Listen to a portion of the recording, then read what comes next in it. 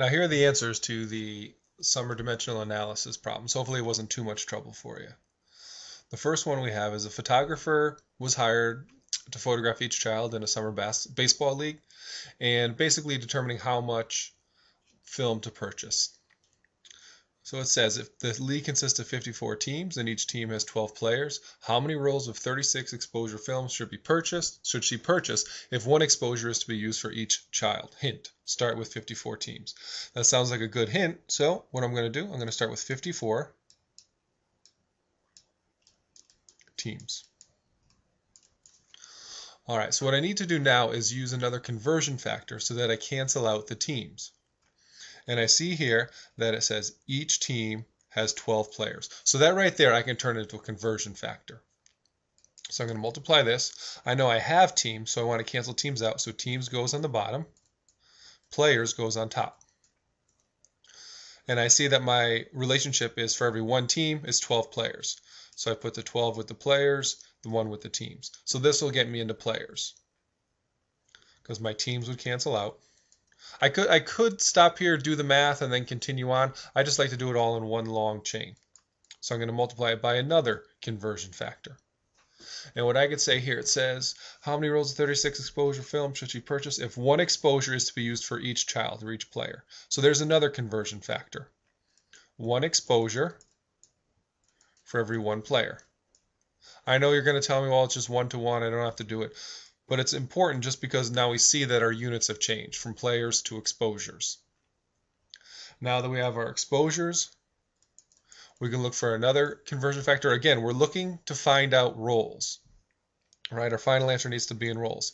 And it tells us here how many rolls of 36 exposure film. That means for every one roll, there are 36 exposures. 36 exposures has to go on the bottom. Again, because we have our exposures up here on the top. And so one roll goes on top. My exposures cancel out. What are the only units that I'm left with? Rolls, which is what I'm looking for. So now I could do the math.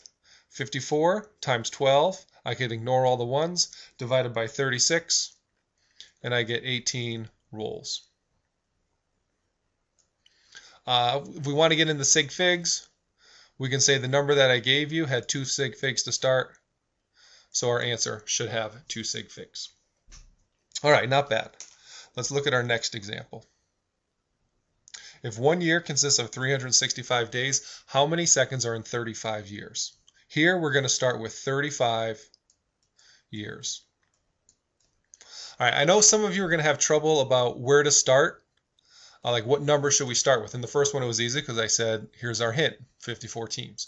And what you want to think about is what changes here? What is kind of an arbitrary number that I just made up and that I gave you?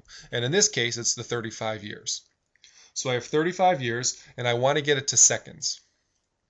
Well, the first thing it says 1 year is 365 days. So I'll use that one. 365 days for every 1 year. Years obviously cancels out. Now I'm in the days, and now I could just use basic conversions of things that I know. I know there's 24 hours for every 1 day. There are 60 minutes for every hour. And there are 60 seconds for every minute.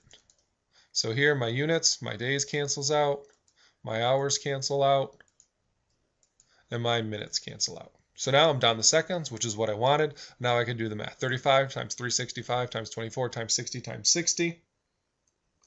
And I get 1.1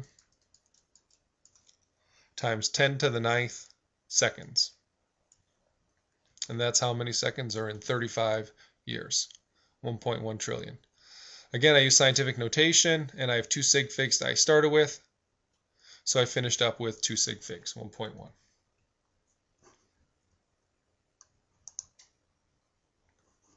All right, so if we look at number 3, the speed limit of a certain highway is 72 kilometers per hour. What is this speed in centimeters per second? One of the most important things that you can do here is to start off correctly. Write 72 kilometers over 1 hour or per hour. It's really important that you write it this way versus as it's written here with the kilometers next to the hours. Because this tells you right here, you have to convert the top in kilometers to centimeters, and the bottom, which is in hours, you got to convert to seconds. So let's start out by working on the top. All right, we have to get to centimeters. Kilometers to centimeters. Well, I know kilometers has to go on the bottom. I'm not sure what the conversion is, but I know how to get from kilometers to meters. I know there's 1,000 meters for every 1 kilometer. Kilometers would cancel out. And I know how many meters, what I should say is how many centimeters are in 1 meter, 100 centimeters. All right, so now my top needs to be in centimeters. It's going to be in centimeters. Now I can look at the bottom. I have hours, but I want to get it to seconds. Since the hours is starting on the bottom, I need a conversion factor that's going to have hours on the top that's going to cancel that out. I know that for every 1 hour, there's 60 minutes. And now I can get that minutes out of there by doing 1 minute for every 60 seconds. So here, my hours cancel out, my minutes cancel out, and the only units that I'm left with are my centimeters on the top and my seconds on the bottom, which are the units that I want, centimeters per second. So now I can simplify this, 72 times 1,000 times 100 divided by 60 divided by 60. And I get 2,000 centimeters per second. As written, this only has 1 sig fig. I started with 2 sig figs. How can I write 2,000 with 2 sig figs? Scientific notation.